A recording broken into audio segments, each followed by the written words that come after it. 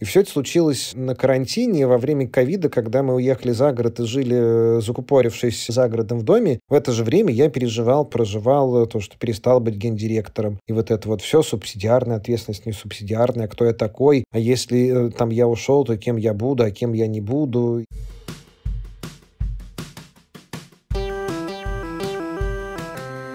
Привет, меня зовут Кристина Вазовский, и это «Провал» — подкаст о ситуациях, в которых что-то пошло не так. И сегодня у меня в гостях Коля Кукушкин, криптоэнтузиаст, экс-вице-президент Paxful. Коля, привет. Кристина, привет. Мы, на самом деле, с тобой немножечко начали рефлексировать про то, кто ты такой и что умеешь. Можешь в 2 словах рассказать для наших слушателей про себя? Последние пару лет я занимаюсь разными криптопроектами. 2 года назад я стал вице-президентом топ-3 биткоин-компании в мире, которая вошла в список топ-100 компаний мира по версии Time. И так я познакомился с миром крипты на каком-то прикольном высоком уровне. А потом так получилось, что я перестал там работать. Наверное, это какая-то отдельная история. И занялся своими криптопроектами, криптороботами, торговлей, инвестированием. И уже 2 года занимаюсь криптой. А до крипты я 10 лет был диджитал-предпринимателем, запускал разные финтех-сервисы, кредитные сервисы, тревел-сервисы и так далее. А еще до этого, насколько я помню, ты был искусствоведом. Ой, да. Когда-то давным-давно, когда я был молодой, 20 лет назад, и у меня были длинные волосы, а не лысая голова, я был свободен, и я защитил диссертацию про ценообразование на предметы искусства и стал таким арт-дилером, который помогал разным чувакам собирать коллекции искусства в каком-то глобальном режиме. Но почему-то в начале 2000-х годов это была не очень прибыльная и хорошая история в России, и через какое-то время я пошел в компанию своей мечты в Афишу работать, и там же познакомился с миром диджитала. На самом деле, какой-то очень нетипический таймлайн. Мы сейчас с тобой еще про это поговорим, я думаю. Еще ты забыл упомянуть, что ты вроде как коуч. Да, забыл упомянуть ваш... Или, по крайней мере, почему ты берешь с меня денег тогда? Вот здесь такой большой вопрос. Да, я, конечно, забыл упомянуть, что я немножечко коуч. Иногда мне кажется, что если перечислять все, чем я занимаюсь и так далее, это может произвести впечатление, что я занимаюсь всем подряд, и вот это вот все. А еще я немножечко шью. Да, я последние несколько лет занимаюсь коучингом. После обучения на программе «Эволюция», после еще каких-то других обучений я стал коучем. Да, я занимаюсь коучингом руководителей, фаундеров разных стартапов, диджитал-компаний и разного финтеха, и не только. Ну и как-то тоже это достаточно хорошо укладывается вообще во все, что я делаю, и помогает мне самому менять мои собственные подходы к управлению, к построению команд и так далее. Мы вроде наметили какую-то карту твоей экспертизы. Давай поговорим с тобой раз у нас подкаст про провалы, поговорим с тобой про кризисы, потому что когда ты начинаешь раскладывать какие-то такие куски про себя, у меня сразу встает вопрос, вообще как ты с собой договариваешься, если у тебя кризисы самоидентификации? Типа, я Коля, а я кто и про что? Мне кажется, я все время в этом кризисе живу, как раз последние лет 20. И возможно, что все мои перемещения из одной сферы в другую, это как раз про то, что кто же я такой, и где бы найти себя и чем я занимаюсь. Я не помню этих острых кризисов при переходе от искусствоведческой деятельности к диджиталу, а диджитал переход в свои собственные стартапы, компании. Конечно, я помню, что кризис самоидентичности при переходе из своих собственных сервисов компании, которые я создавал, переход на наемную работу хоть в международную компанию, которая занимается криптой, и вот это вот бла-бла-бла. Ты как-то был связан с криптой до того, как ты стал вице-президентом топ-3 биткоин-компаний в мире? Ой, нет, слушай, до того, как я стал вот этим чуваком, я считал, что крипта — это скам, мошенничество, фрод, там ничего интересного никогда не происходит, и только наркоманы и продавцы оружия, и покупатели оружия тусуются в этом мире, и скоро он весь сойдет на нет. Оказалось достаточно 1-2 недель пребывания в этом прекрасном, чудесном мире крипты с разными чуваками, чтобы стало понятно, что, кажется, чуваки реально создают какое-то будущее. Может быть, просто финансовое будущее финансового ландскейпа всего мира, но это точно что-то очень крутое, прикольное, в чем можно не то что принять участие, это такая классная штука, которая оказалась нативна для меня. Не нативно в смысле все сложные технологии типа блокчейна, криптографии и все остальное, что есть внутри, это очень до сих пор непонятно, как работают все эти DeFi и прочая лабуда. А вот нативность глобальности мира, что нет разницы между одной стороной и другой с точки зрения связанности, что между ними странно, когда между ними есть барьер в виде границ, в виде разных legal-систем, в виде разных финансовых систем. А мир крипты, он как бы стирает все эти границы и создает одну такую большую пространство во всем мире. Это очень нативная, крутая штука, и поучаствовать в таком, конечно, очень как-то приятно и хорошо. А дальше, конечно, начал снимать с себя какие-то такие не розовые очки, а как раз антирозовые очки, что я продолжал знакомиться с разными людьми из мира крипты, с фаундерами каких-то больших компаний, там совсем больших компаний, американских компаний, стартапов, которые так или иначе начинали использовать крипту еще там год назад.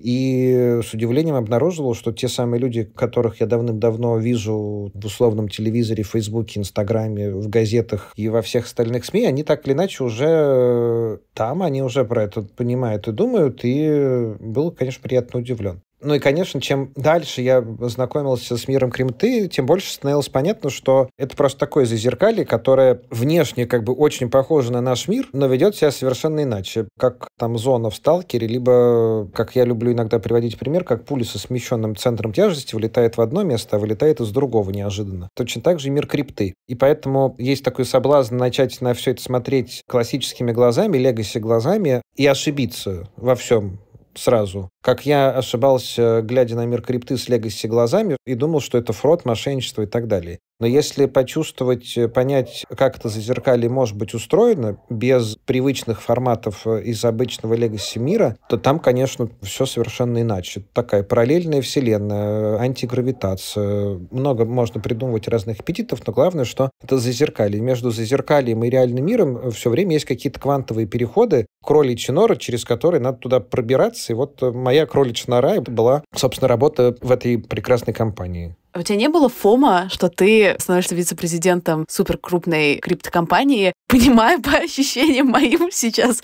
примерно на уровне работника колл-центра? Или я ошибаюсь? Просто так про это рассказываешь. Я думаю, что это все фрод, и вообще не очень этому доверяла, и вот я вице-президент. Ну, в принципе, наверное, так и было. Поскольку я никогда не строю никаких ожиданий, то я совершенно случайно оказался на работе в криптокомпании, просто мимо проходил.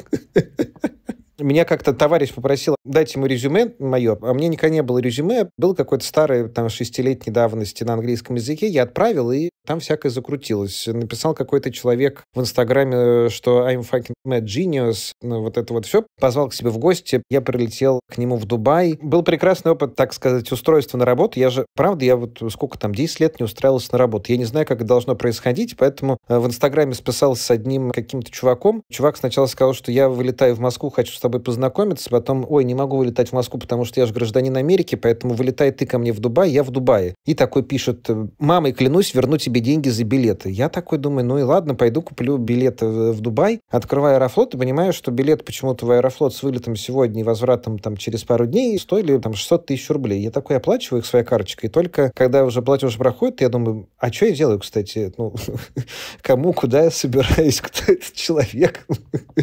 Где?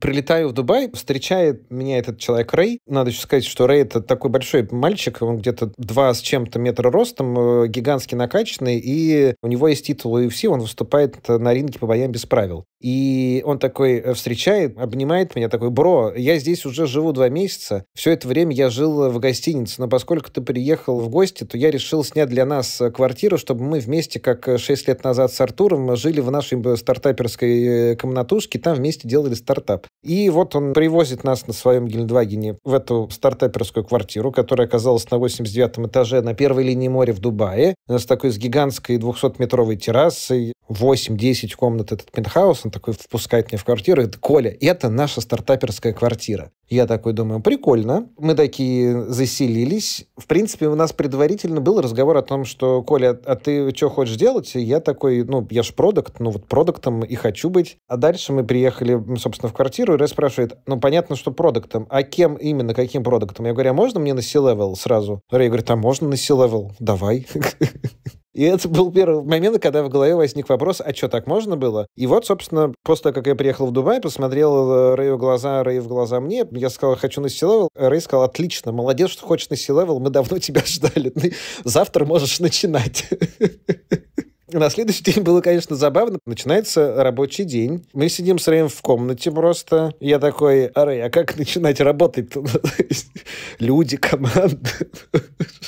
Что вообще у вас вице-президент по продукту должен делать? Расскажи. Ну и там еще шло какое-то время на коннект с этой гигантской там мультинашнл командой, разбросанной по всему миру от Филиппин до Сан-Франциско, Эстонии, там Нигерии, Кении, Танзании и всех остальных стран. Как-то так. Файлик был с онбордингом? Ты знаешь, интересно, что мне кажется, что, в принципе, мое ощущение от мира крипты такое, что хайринг происходит вот так вот. Все, кто есть веселые, забавные, хорошие, идите к нам, а дальше посмотрим, что из этого получится. Если что-то получилось, ну, задержались. Если не получилось, ну что ж, бывает. И поэтому, конечно, файлик с онбордингом нет, а вот файлик с офбордингом, конечно, есть. По моим ощущениям, что единственный автоматизированный и доведенный до совершенства процесс в криптокомпаниях — это отключение от систем жизнеобеспечения в течение там очень короткого времени. Поскольку вся жизнь основана на информационных системах и очень чувствительная информация с доступом к финансам, то при увольнении я, конечно, за несколько минут потерял доступ ко всему, включая там и ноутбук, в котором находилась какая-то информация. А онбординг, он происходил крутым образом, ну, то есть делай, что хочешь. И то, что ты возьмешь себе, тем ты и будешь заниматься. Поскольку слово «процессы» для нас в новинку звучало рефреном, то если где-то какие-нибудь зачатки процесса увидишь, ну, бери себе. Если из него что-нибудь получится, ну, продолжай им заниматься. Поэтому, скорее, конечно, онбординга не было, поскольку у меня была команда плюс-минус приближающаяся к 300 человекам, то... Ты тоже мог рандомно просто собирать людей, которые понравятся? Типа, ты моя команда, как, знаешь, типа пятнашки. Такие, типа, кого коснулся, тот со мной работает. Ну нет, ну там, конечно, не 300, поменьше, наверное, было человек, ну там в сумме сотня, 2, 3, ну то есть это все гибкая структура, которая никогда не понятно, сколько конкретно человек находится, и кто конкретно кому и как подчиняется. И нормально было то, что в рамках такой необычной, сложной, горизонтальной, при этом иерархической структуре находиться в отношениях соподчинения и соруководства. Но, в принципе, ты во многом права, что сквозь мое постоянное общение с участниками команды и вся моя работа заключалась просто в разговорах с чуваками, потому что все они в каком-то сложном состоянии, и тут, кстати, мои коучинговые скиллы очень оказались кстати, они в сложном состоянии, они все, по большому счету, находятся в условиях патагонного цеха, когда можно себе позволить, в принципе, ночью иногда не работать, казалось бы. Но поскольку компания пульсирует все время, и, опять-таки, люди из Сан-Франциско до Филиппин живут, и при этом тогда еще была штука, когда в одной команде мог находиться и человек из Сан-Франциско, и человек из Эстонии, и человек из Филиппин. И это несколько смещало циркадные ритмы людей и заставляло работать в каком-то странном режиме. Вот. Поэтому, да, это чуваки были в сложном состоянии, и все мои разговоры были про то, как найти ресурс, чтобы быть окей. И, соответственно, те чуваки, которые на это откликались, они начали кучковаться вокруг меня, и так начала формироваться какая-то структура. Потом из этого, конечно, провели реструктуризацию, выделили какие-то ревеню-стримы, оптимизировали там потоки, названия продуктов, и жизнь как-то начала налаживаться. Ты когда начинал работать, ты понимал вообще, чем компания занимается? Нет. Боже, я просто, я хочу сказать слушателям, поскольку мы с Колей сейчас не первый раз видимся в жизни, я знаю, какие вопросы задавать. Вряд ли бы я этот вопрос смогла задать любому другому спикеру. Вот. А когда ты увольнялся, ты знал, чем компания занимается? На самом деле, плюс-минус было понятно, что компания занимается криптой и как-то занимается торговлей криптой. Но как именно, было непонятно. А с другой стороны, поскольку в компании было в тот момент, я не знаю, 20 продуктов, 30 продуктов, и была платежная система, и есть платежная система, был свой кошелек, была своя peer-to-peer платформа. В какой-то момент peer-to-peer платформа для торговли криптой. В какой-то момент появилась своя такая академия с обучающими штуками для пользователей. И там таких продуктов, подпродуктов, или там дебетовая карточка, имитированная в Америке, биржа своя. Все многообразие продуктов не позволяло достаточно точно описать, а чем же именно мы занимаемся. Поэтому слово «мы занимаемся криптой», оно скорее выражение «мы занимаемся криптой», оно самое точное. При этом еще продукты, они появляются даже не как почки на деревьях. Их и почки на деревьях хотя бы можно спрогнозировать. А это скорее как дождь падает на землю. Вот так и продукты. Приходит какой-нибудь человек фаундером и говорит: да, кстати, у меня есть идея, хочу начать делать вот это. Фаундеры такие: о, круто, хорошая идея, давай займешься. Приходит ко мне и говорит, да, кстати, я теперь у тебя новый продукт, надо собрать команду. Я думаю, блин, вот это да, как классно. Поэтому это очень такая гибкая, децентрализованная штука, в которой, в принципе, я понимал и знал, чем занимается компания, но чем точно она будет заниматься завтра и в чем особенности ее работы сегодня, для меня было под каким-то секретом.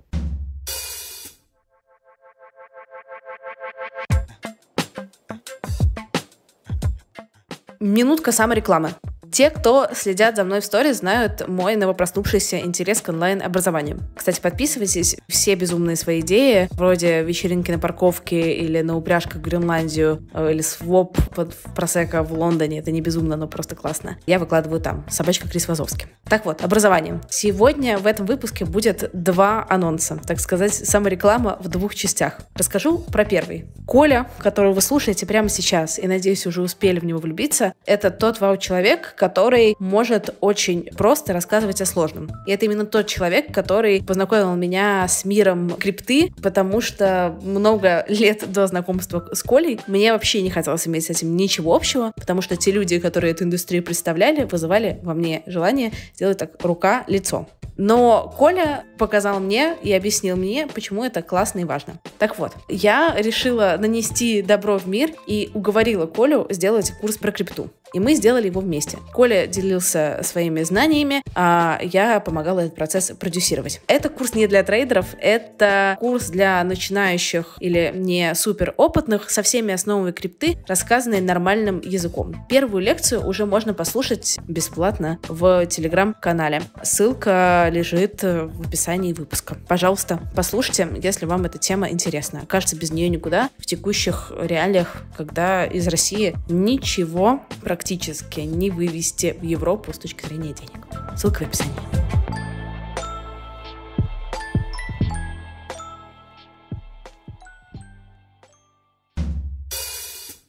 Можешь рассказать, в каком ты сам был состоянии? Есть гипотеза, что у тебя все-таки был разный, прикольный, наверное, местами странный, необычный опыт, но это все равно, наверное, было сильно более системно и сильно по-другому с точки зрения подхода, чем то, о чем ты рассказываешь. Короче, как это на тебя самого влияло? Да, на самом деле, я могу, наверное, несколько моментов выделить. Первый момент — это то, что это, правда, была тяжелая работа. День начинался там в 9-10 утра, я садился в Zoom, и в 10-11 вечера я не спеша отползал от Zoom, и за все это время у меня, правда, было 1-2 15-минутных перерыва, чтобы пописать и что-то поесть. Конечно, во многом я сам себе такой режим придумал. Ну, то есть, если я начал общаться с людьми, если этих людей сотни, то все, что у меня есть, это общение. А поскольку дальше началась история, что все чуваки просто ставят встречи в календарь и приходят, ну, отлично, давайте сидеть на встречах. Это был несколько выматывающий, конечно, режим, и не уверен, что я бы хотел еще когда-либо в таком режиме работать, но, тем не менее, это был great experience. При этом там была какая-то важная энергетическая штука про обмен энергиями, что, с одной стороны, мне многие спрашивали, типа,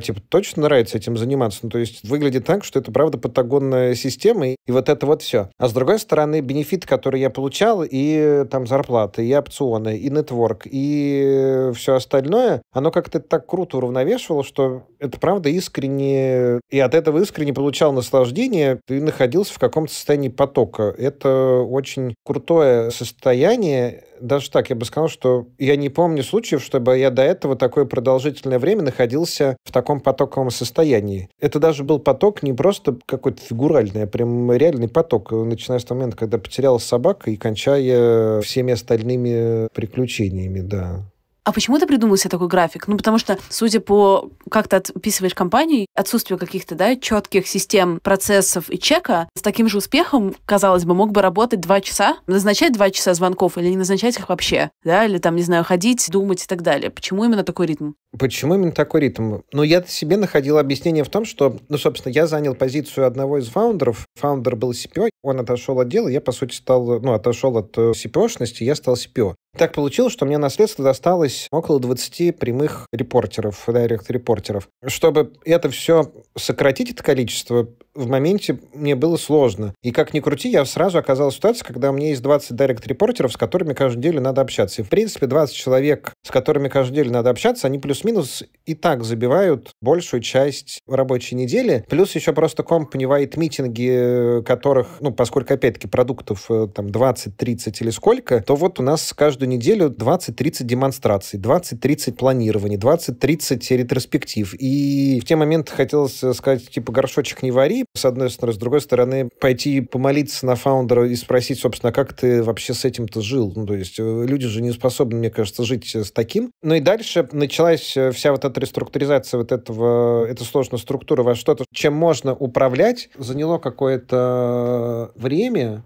Да, я нахожу себе объяснение, что я такое не то, чтобы придумал, а мне это досталось как наследие, ну, с которым сложно как-то было расквитаться. Плюс, конечно, у меня еще есть какая-то штука про то, что поджать под себя то, что есть. Ну, то есть человек какой-то, давайте я его тоже к себе в команду заберу. Ну, то есть понятно, что если я его к себе возьму, то и управлять им как-то придется, и куда-то его включить. Вот эта история, что я расширял просто свою команду и в ширину, и в глубину при желании оптимизировать. А еще одна штука, это, наверное, про, ну, такой незаказанный эксперимент, но поскольку я интроверт, я думаю, что я интроверт, и многие иногда думают, что я интроверт, то я раньше жил в мире, что мне вот было нужно много свободного времени, чтобы побыть одному, подумать, придумать решения, все остальное. Работа в этой компании, условия работы в этой компании, они стремительно переобучали меня в экстраверта и заставляли думать не то чтобы на ходу, а думать вместе с другими людьми в процессе и даже не принимать решения, а просто слушать, какие решения звучат, и разрешать этим решениям случаться. Это тоже какая-то крутая штука оказалась. Даже, наверное, я бы сказал, что я все это себе взял для того, чтобы это сделать.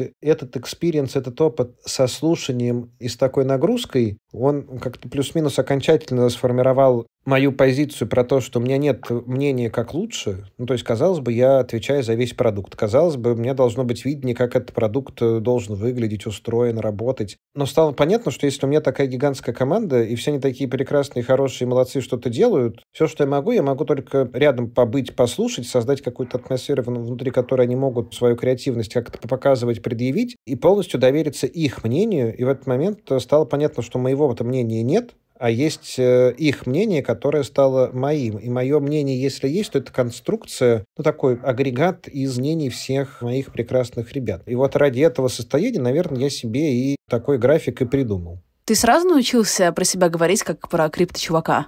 К вопросу о подводке. Я вообще не считаю, что я крипто-чувак. Ну, то есть крипта делится, что ли, для меня на два вида. Первый — это крипта, вот как крипта, как технология, вот эта криптография, блокчейн, там происходящая какая-то магия. Я до сих пор писаюсь от восторга от людей, которые придумывают разные стейкинги, фарминги и вот эти все крутые штуки. Вообще не могу понять, что там внутри происходит. Вернее, понять могу, а придумать аналогичную штуку не могу. А есть вторая сторона крипты, это просто внешняя обертка, с которой коммуницирует я, коммуницируешь ты. Это обычная какая-то продуктовая штука, которая не имеет отношения к крипте. С этой точки зрения я, конечно, не криптовый чувак, но скорее я криптовый чувак с точки зрения того, что так получилось, что у меня была возможность познакомиться со всеми руководителями, фаундерами всего криптомира во всем мире, ну, то есть все топ of the tops, попытаться почувствовать, что они хотят делать, куда они двигаются, что в крипте будет происходить, и при этом соединить это с болью обычных конкретных пользователей и видеть вот эту криптопродуктовую составляющую. Я до сих пор там искренне не понимаю, почему криптоплатежные системы, которые очень крутой механизм заплатить на сайте криптой за что угодно. Почему эти платежные системы выглядят как куски говна все время? То есть я боюсь ими пользоваться, потому что непонятно, если я здесь на кнопку нажму, то все мои деньги пропадут. Сколько комиссий я заплачу? У меня теперь новое хобби есть, Коля. Я захожу на эти всякие криптокошельки разные, и я придумываю новый XUI. Знаешь, типа, за $50 я вам перерисую. Интерфейс получится лучше. Там, да, у этого, конечно, есть много объяснений, что почему это так получилось. Ну и потому что это такая гиковская культура, как ранний интернет 90-х, когда продуктами становились бывшие там разработчики и со своими представлениями о продукте делали, например, интерфейс какого-нибудь браузера, который больше всего напоминал космолет. С одной стороны. С другой стороны, там все криптопроекты так или иначе используют кучу third-party services, которые накладывают ограничения на то, как это может выглядеть. Ну и там много таких ограничений, внутри которых любой дизайнер продукт, он просто не сможет развернуться, с одной стороны. А с другой стороны, поскольку мир крипты настолько динамичен, что он меняется плюс-минус каждый день, и, условно, если вечером не реализовать какую-то фичу, то за ночь мы можем потерять там несколько миллионов, десятков миллионов долларов, а с утра эта фича уже будет бесполезна. И вот в таком ритме жизни и выкатки фич в продакшн, в принципе, плюс-минус насрать, как это выглядит. Главное, чтобы работает. Понятно, что оно может работать немножко эффективнее. Если мы сделаем продукт чуть-чуть более user-friendly, customer-friendly, вот это вот все, здорово, мы увеличим свою маржу, аж там доходность, аж там на 3%, на 5%. Это вот, значит, мы ее увеличим как? С 1000% до 1005. Ну, не знаю. Зачем нам это? Я понимаю, что там многое можно улучшить, могу понять, почему это не улучшается. Но, с другой стороны, за последние 2 года там точно начался какой-то процесс миграции. Я помню еще 2 года назад, когда я начинал хантить людей по всему миру к себе в команду, большая часть каких-то адекватных продуктов, разработчиков и прочих чуваков из больших известных компаний, они смотрели на мир крипты, типа, фу-фу-фу, нет, мы никогда. Ну, то есть это какая-то крипта, мошенничество и все остальное. Но за там эти 1,5-2 года все поменялось, и сейчас, кажется, крипта — это новый черный, все хотят работать в крипте, все наконец-то где-то услышали, что, кажется, это мир там unlimited баджетов и вот это вот все. И это, на самом деле, приводит, кажется, к притоку в криптопроекты действительно крутых, как минимум, там, дизайнеров, продуктов и еще кого-то, и, возможно, через там какое-то время они начнут меняться. Но как, собственно, один из запросов трендов на 22 год по исследованиям разным, это как раз про то, чтобы криптопродукты стали немножко более продуктовыми, а не просто такими технократичными.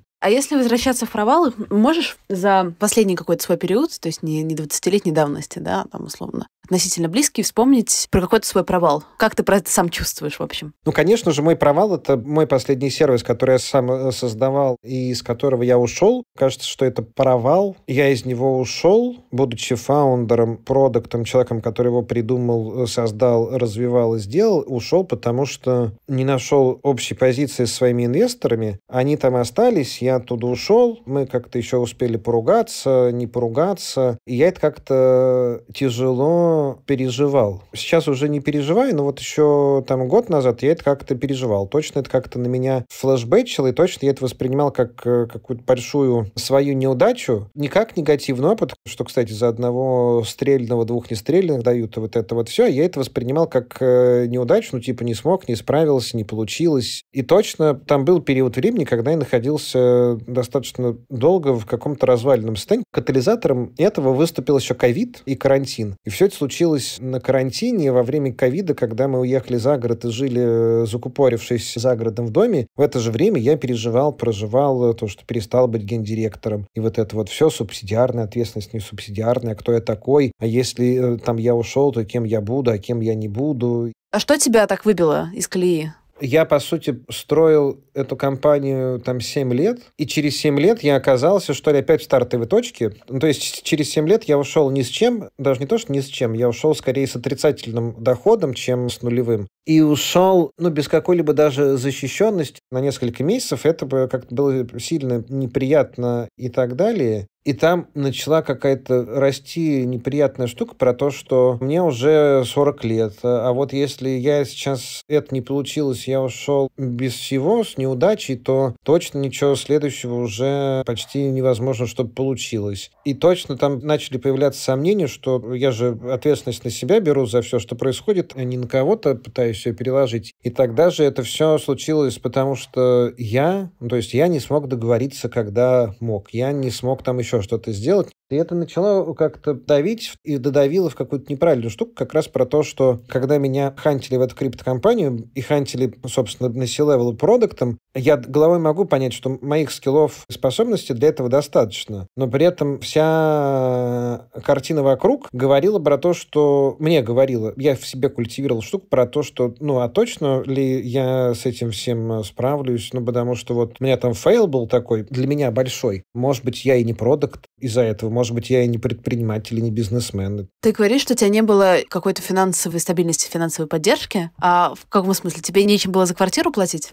Нет. Это как у Льва Толстого, что, боже мой, мы не можем себе позволить закатывать 2 раза в год балы, мы обеднели. Не то чтобы это из этой оперы. Скорее, знаешь, это про какие-то такие детские штуки, про то, что... И это не про физическое наличие либо отсутствие денег. Это про мои ощущения, что если я сейчас после этого фейла возьму паузу, сабатикл на какое-то время, то все, что есть, оно очень быстро закончится, и я же еще это время проведу без пользы для дела. То есть, если я там полгода, год ничем не буду заниматься, то я же совсем выйду в тираж, что ли. Поэтому нет у меня возможности сделать вот эту паузу, выдохнуть, передохнуть, поэтому идем срочно делать что-то следующее. ты когда закончил с компанией, у тебя были деньги на то, чтобы ничего не делать год и кормить свою семью из 3 человек год. Ну да, но я же еще при этом и работать продолжал. Вести коучинговые сессии, консультировать. Но при этом ты как бы в полном ощущении, что денег по нулям, сжимаем пояса. По крайней мере, ретроспективно. Да. Знаешь, наверное, на фоне того, что я помню, как эти 7, 8, 9 лет назад, когда я начинал эту компанию свою бывшую, какие-то мои друзья тоже начинали какие-то бизнесы, у них через 7, 8, 9 лет как раз все получилось, а мне как раз фейл, что приятно. И я зачем-то там себя находил в сравнении с ними, чтобы они в таком состоянии, я в таком, и, соответственно, мне кажется, должно не хватать денег. Например, как один из выводов. Но это вот такой мой стандартный, один из многих моих глюков, зазоров между реальным и идеальным я, то, что по факту это правда все как бы хорошо, но при этом странно же не переживать, странно не нервничать мне,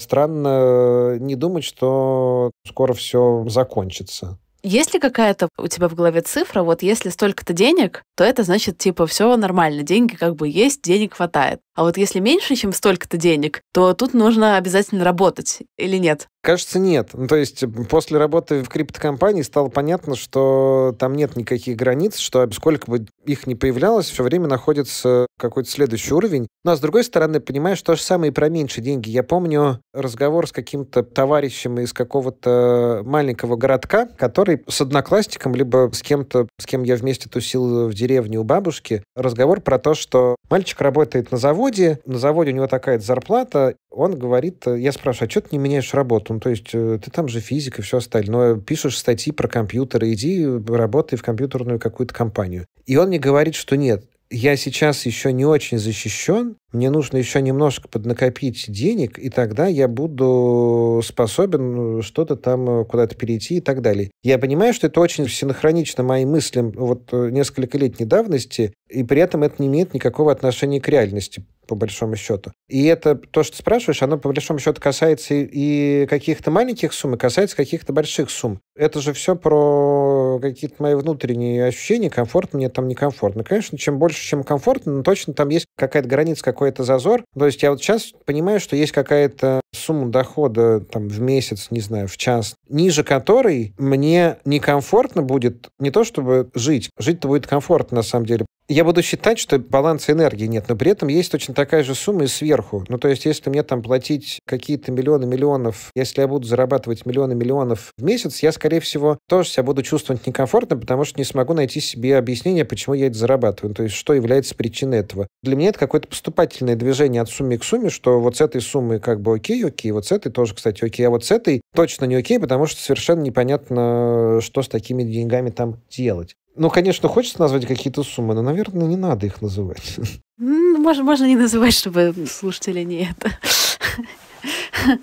Хотя Unlimited Budget, мир крипты, все такое. Можно я еще про Unlimited Budget рассказываю? И тоже про историю про деньги. Я, конечно, когда устраивался туда на работу, я не то чтобы наобум сумму называл, но называл сумму точно какую-то запредельную. И был удивлен, когда, окей, бывает. А потом, собственно, когда я начал сам хантить к себе в команду людей, и хантил я людей по всему миру, увидел две крутые штуки, что я хантил вице-президентов PayPal, я хантил бывших технических консультантов разных сериалов типа «Силиконовая долина», и у меня было право хантить их с Unlimited Budget, ну, то есть мог не торговаться с ними в каких-то пределах. Но я был удивлен, что даже вот эти ребята с гигантским послужным списком, гигантским там резюме, опытом работы в американских компаниях, вот это вот все, что у них есть какие-то стеклянные потолки, что они не могут назвать сумму выше какой-то, которая у них есть внутри. И это очень странно. Ну, то есть, мне было непонятно, что почему вы не можете назвать любую огромную сумму, если вы уверены в себе, как в экспертах, в крутых чуваках. А я, как чувак, который в вас заинтересован, я точно с вами найду возможность поторговаться. Неужели вы думаете, что вот я на этом уровне, услышав какую-нибудь сумму от вас, скажу, ну вы совсем, что ли, из ума выжили? Ну-ка быстро отсюда валите. Давайте следующего нищеброда, который подешевле. И это, конечно, удивительно было увидеть это на практике, как работают такие стеклянные потолки, зеркальные потолки человека, особенно с деньгами. Там многим же из нас, мне, например, сложно говорить, что, кстати, я стою столько-то, я хочу столько-то. Хотя же это все время про диалог, и странно в диалог вступать сразу с отрезанной позиции. Почему не вступить в диалог с позиции, что давайте поговорим? Я хочу, например, там $1 000 000 в месяц. Вам как с этим? Нам это много, мы готовы заплатить 2000. Ну, кстати, тоже ничего, давайте на 3000 сойдемся. Мне кажется, что примерно диалог со мной бы выглядел так. Я умею оригами журавликов складывать.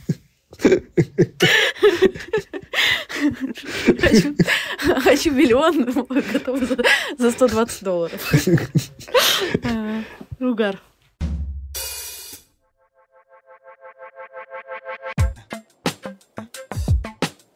Вторая часть и еще большее погружение в мою личную профессиональную жизнь. Нас с Колей Кукушкиным познакомила наша общая подруга Оля Полищук, коуч трудоголиков. Выпуск с ней я записывала для провала пару лет назад. Выпуск получился очень классный. Оля была тем человеком, который меня дико поддерживал после 24 февраля, потому что Оля именно тот человек, который знает, как обращаться с изменениями. У Оли уже был свой суперпопулярный курс «Как перепридумать себя», который тоже продюсировала моя команда несколько лет назад. Но в связи с тем, что многие стратегии, которые классно работали до, стали в новой реальности невозможными, мы с Олей решили сделать новый курс «Как перепридумать себя в условиях неизвестности 2.0». Опять же, я выступаю в роли суперпродюсера, Оля в роли суперэксперта. А это курс про то, как принимать решения даже в условиях хаоса, когда нет четкого понимания будущего, моральный компас гуляет. И научиться отделять свои желания, уехать, поменять все, перепридумать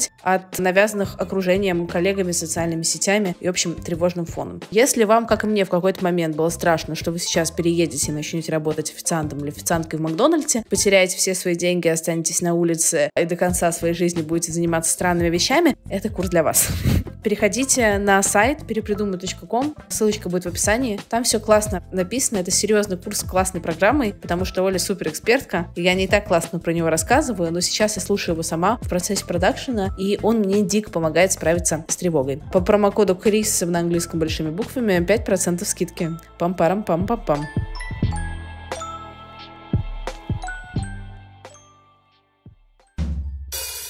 Сколько времени прошло, прежде чем ты ушел из своей компании, которую ты строил 7 лет, и пошел работать в Paxful? Ну, там еще непонятно, что считать точкой, когда я перестал работать в своей компании. Ну, допустим, прошло там 6-7 месяцев, 8, наверное. 8 месяцев прошло, да. И эти 8 месяцев я не то чтобы сидел, сложа руки, плюс-минус за неделю до того, как я официально перестал быть гендиректором, я уже придумал идею следующего стартапа и, в принципе, пошел его делать, собрал команду, и началась какая-то активная деятельность. Я просто в криптокомпанию перешел через промежуточный стартап, который мы создавали, но что-то с ним не то чтобы не задалось, но с ним все задавалось, но вселенная просто в какой-то момент подбросила вот этот вариант с криптокомпанией. А поскольку я не очень люблю идти с сопротивлением, ну, если вселенная говорит, что, кстати, чувак, ты хотел что-нибудь глобальный какой-нибудь проект? Хотел. Хотел что-нибудь с финансами связанное с глобальными? Хотел. Хотел много денег? Хотел. Возьми, кстати, мы тебе принесли. Я такой, вот это да, хорошо. Поэтому прошло, с одной стороны, 6, 7, 8 месяцев, ну, 7-8 скорее. При этом эти 7-8 месяцев, они тоже были не такого сабатикала, когда сижу, медитирую по 8 часов в день и думаю, кто же я такой. Это был еще один подход к снаряду, сделал еще один такой сервис для предпринимателей, которые в онлайне принимают платежи. Когда в последний раз ты сидел и медитировал по 8 часов, ничего не делал, не в контексте отпуска, а в контексте какого-то длительного плюс-минус периода? Но на самом деле, ну вот после 24 февраля я перестал этим заниматься, пока что не могу туда прийти в это состояние. А до этого момента я с какой-то завидной регулярностью занимаюсь всяким странным, в том числе и медитацией. А раньше я ей занимался, наверное, 2 раза в неделю, либо 1 раз в неделю. Я здесь скорее в смысле, были у тебя периоды без работы? Ну, типа, ты не работаешь, ты не ведешь никакие свои проекты? Нет, никогда не было. Вот это вообще непонятно незнакомое состояние. Ну, то есть святое место пусто не бывает. С одной стороны, все время возникает желание, ну, не желание, а ощущение, что если я что-то не делаю, то, значит, для того, чтобы стоять на месте, нужно уже бежать. Если идти вперед, хочется идти вперед, то нужно бежать 2 раза быстрее. Я, конечно, с этим ощущением живу, и что все время нужно предпринимать какую-то активность, которую я, наверное, периодически путаю с продуктивностью. И просто надо что-то делать. А даже если и не придумывать себе какой-то новый проект, продукт, работу и так далее, то все равно нужно найти какую-то деятельность, которая так или иначе приведет в итоге к созданию какого-то проекта. Если вкратце, то короткий ответ — нет, не было таких периодов. А что случится, если ты сейчас скажешь, что, на стопе, все, следующий год я не работаю и ничем не занимаюсь? А кому же я тогда буду нужен через этот самый год? Мне 40 лет, это мне будет 41, меня уже все спишут со счетов, мне придется опять бомжевать, и меня через 2 недели тогда уже найдут рядом с мусорным ящиком.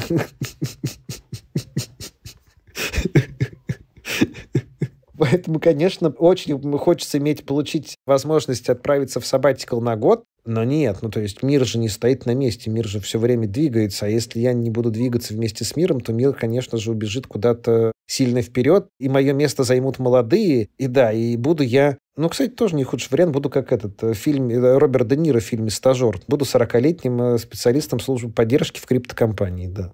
Понятно, что мы сейчас с тобой одновременно смеемся, одновременно не смеемся. Вот эти все — это кто? Ты говоришь, мир меня спишет со счетов, они какие-то. Мир какой-то про меня забудет. А вот этот вот мир и эти со счетов — это кто? Молодец. Хорошо. Дело в том, что мир-то про меня вообще и не знает. И под словом «мир» я, наверное, здесь понимаю очень маленькую, узкую прослойку людей, с кем я общаюсь, и зачем-то к ней пытаюсь приплести более широкий круг людей, про которых я где-то слышал, что-то знаю и так далее, которые, как будто бы они знают, что, кстати, Коля ушел на сабатикл, и все, давайте на него поставим крест и забудем. Но нет, конечно, это идет только речь, наверное, про узкую прослойку людей, с кем я, причем общаюсь на интрадей-основе. А вторая штука — это еще же... знаешь, это как, когда сейчас ко мне кто-то приходит с вопросом рассказать про крипту, провести там адопшн и сказать, что там делать, я человека сразу отправляю, идите, дорогой человек, сделайте себе аккаунт на Binance, сделайте себе какой-нибудь холодный кошелек, зачислите себе туда $5, а потом приходите, поговорим. Такое обучение не через лекции, обучение через действие. И здесь, что ли, то же самое, что я могу целый год, например, ничего не делать и думать, чувствовать, кто же я такой, чем я хочу заниматься и какое будущее меня ждет. Но почему-то мне ближе вот эта вот история, давайте вместо этого просто из говна и палок что-нибудь поделаем. Просто странно же ничего не делать. Можно позаниматься как-то криптой? Давайте позанимаемся криптой. Можно позаниматься, поделать деревянные ящики? Давайте поделаем деревянные ящики. Вдруг из этого что-нибудь получится. И поэтому там, наверное, вот еще это для меня важная штука, что у меня есть какой-то... Я не люблю слово вот это work-life balance и вот это все. Я точно раньше, даже не 2 года назад, а 5, 6, 7 лет назад предпочитал работать 16 часов в сутки, и мне пришлось придумывать историю,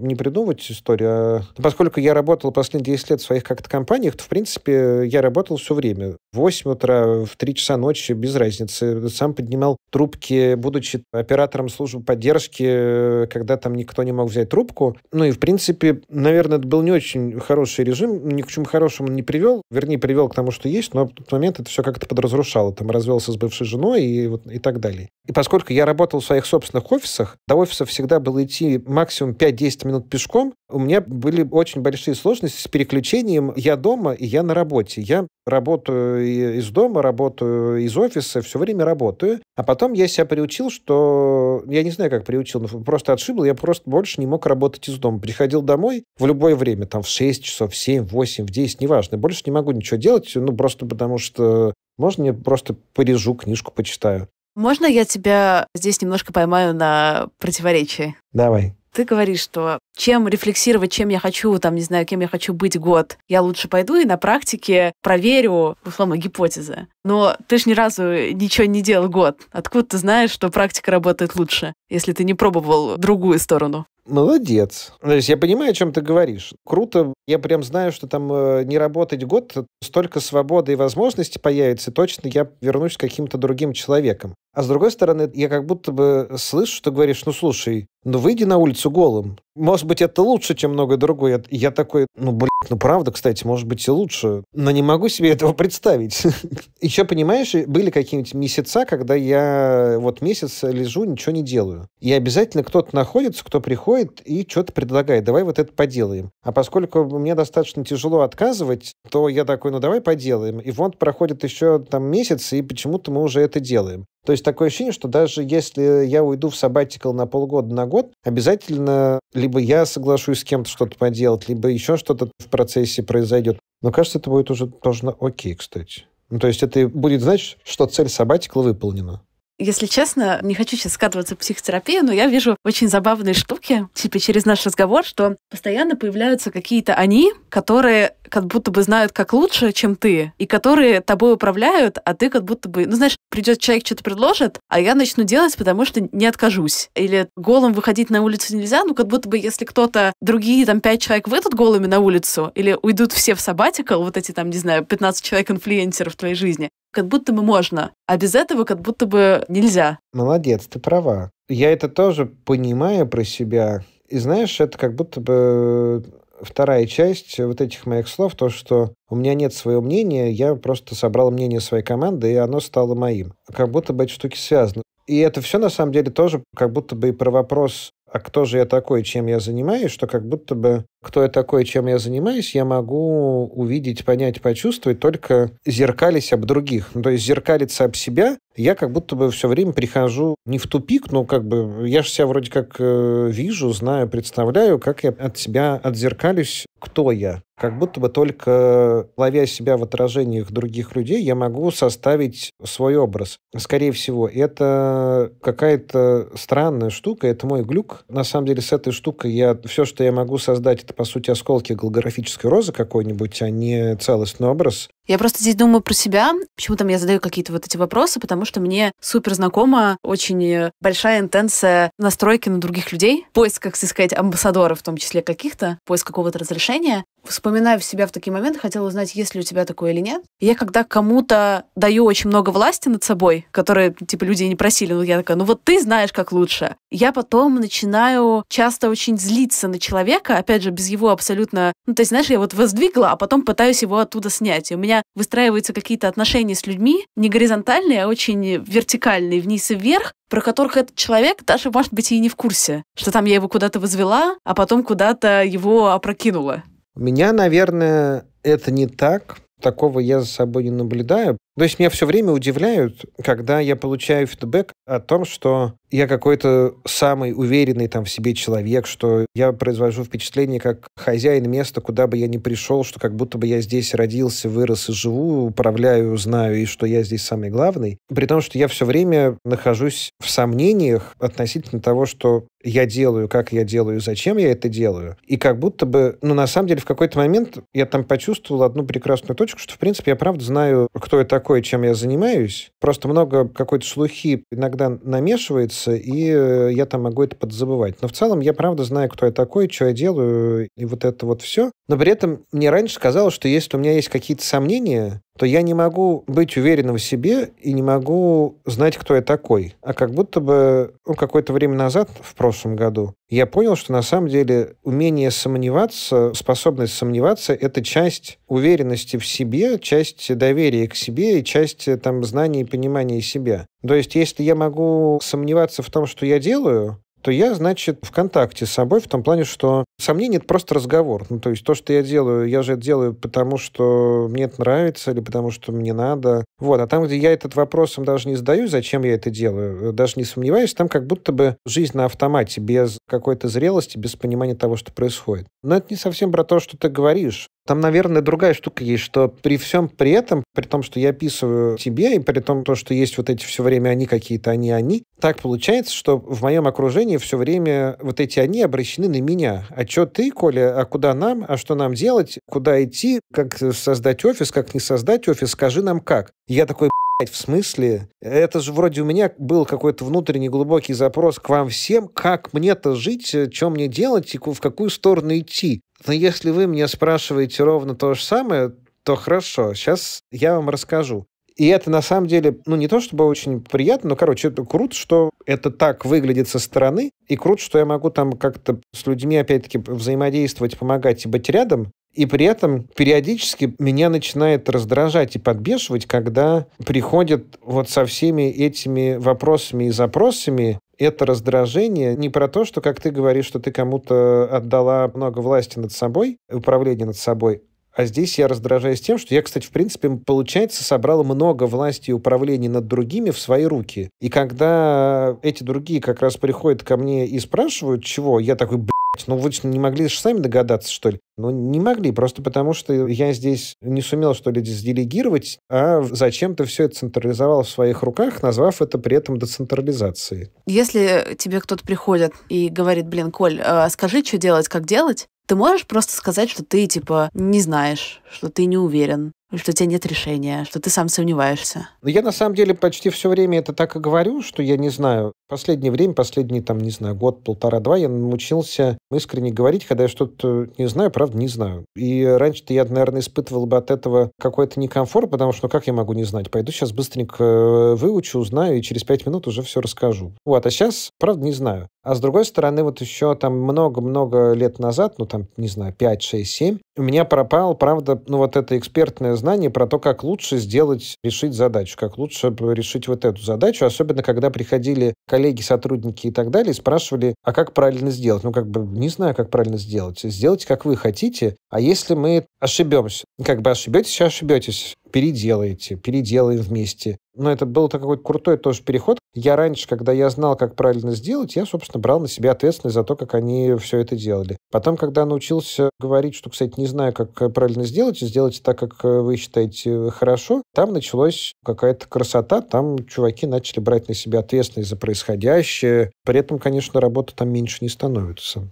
Подожди. Конечно, про говно и палки и про не делать. Говно и палки же, служба доставки арбузов, это говно и палки. Из говна и палок моментально что-то сделать и что-то получить. Либо свежевыжатые соки. Что же все из говна и палок делается на ровном месте, когда казалось бы, что можно было посидеть и ничего не делать. Кстати, ради прикола давайте попробуем доставлять арбузы по квартирам. Может быть, получится.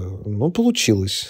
Это ты про свой бизнес говоришь, да? Доставка арбузов по квартирам? Да. Это было весело, но давно, 8 лет назад. 9. Genius. Это, знаешь, опять-таки, просто так совпало. Это как у меня часто бывает, что когда я писал свою диссертацию кандидатскую про искусство, все спрашивали, нахера я это делаю? Иди просто поработай. Потом, когда я писал, благодаря этой диссертации, статьи про искусство в разные большие глянцы, меня спрашивали, нахера я пишу статьи про искусство? Потом, когда я благодаря статьям про искусство начал писать путеводители для РЖД по России, меня все спрашивали, нахер ты пишешь путеводители по РЖД? Потом, когда меня взяли на работу в компанию Афиша, благодаря тому, что я писал путеводители по РЖД, я начал заниматься диджиталом. Меня все спрашивали, нахера я пошел, собственно, в Афишу заниматься сайтом про путешествия. Потом, когда меня пригласили в мой первый стартап, просто потому что я был редактором сайта про путешествия в Афише, что-то начало происходить. То есть я в моменте не знаю, зачем я этим занимаюсь. Просто потому что весело. Вообще, это какой-то лейтмотив. В последнее время я понимаю, что я хочу заниматься чем-то, только то, что меня прет от того, что я получаю удовольствие, с тем, с кем мне весело, забавно. 8 лет назад мы с товарищем придумали продавать свежевыжатые соки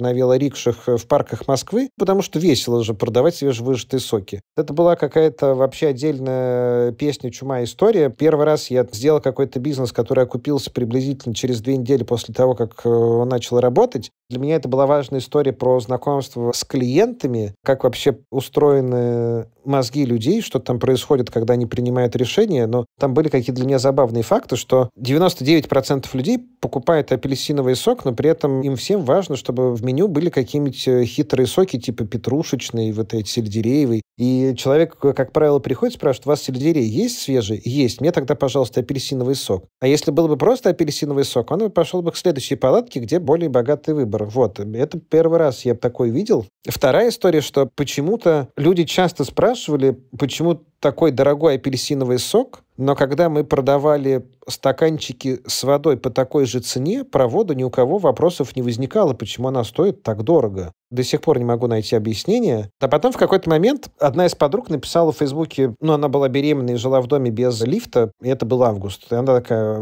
как было бы круто, если бы кто-нибудь доставил арбуз. А мы как раз в этот момент продавали арбузный фреш, у нас было много арбузов. И я им написал в Фейсбуке, сейчас привезем. Привезли, собственно, арбуз. И я такой вечером в воскресенье сижу, думаю, арбуз. Попросил дизайнера сделать заставку для группы в Фейсбуке «Ведьмина служба доставки арбузов». Он ее сделал. Я просто разместил эту страничку в Фейсбуке, и я не подумал, забыл, я не знал, не предполагал, я же не арбузовед, что, оказывается, я разместил ровно в тот день, когда в Москве открывались арбузные развалы, первое воскресенье или понедельник августа. В воскресенье разместил, в понедельник я просыпаюсь от того, что мне телефон разрывается. Я же в Фейсбуке указал свой личный телефон. Разрывается телефон от разных журналистов, типа «Здрасте, это служба доставки арбузов. Да, можно взять у вас интервью?»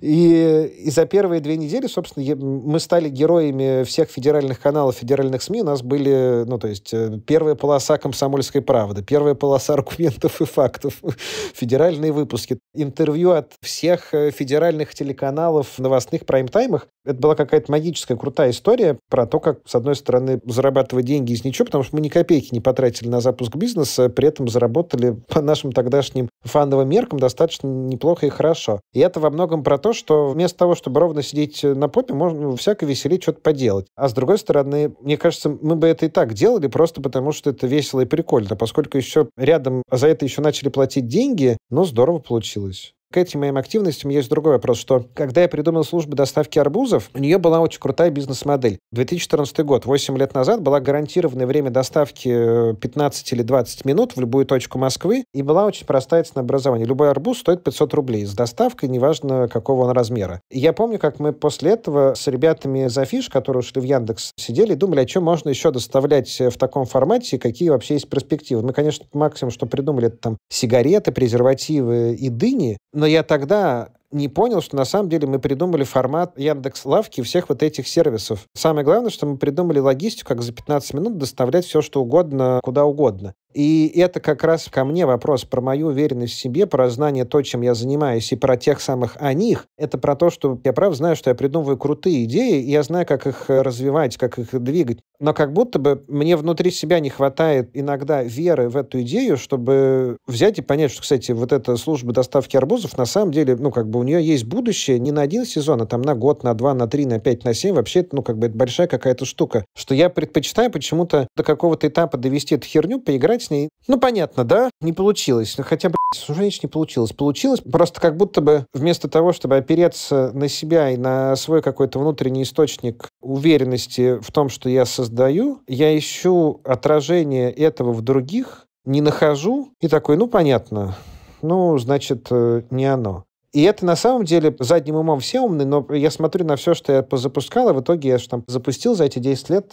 сколько там, 10-12 разных сервисов с разной степенью успешности, либо нет. И я понимаю, что любая из этих идей, если в нее искренне до конца верить и развивать, она сейчас имеет право на жизнь. То есть все эти идеи, они так или иначе были реализованы кем-то еще рядом в какое-то время попозже. Это скорее правда, ты права, что это как-то связано про то, что это моя попытка все время отразиться от кого-то других, попытка вот эти 15 человек, которые на меня как-то смотрят, и нельзя сходить в сабатикл, что это все звенья какой-то одной гребаной цепи, что да, как-то так.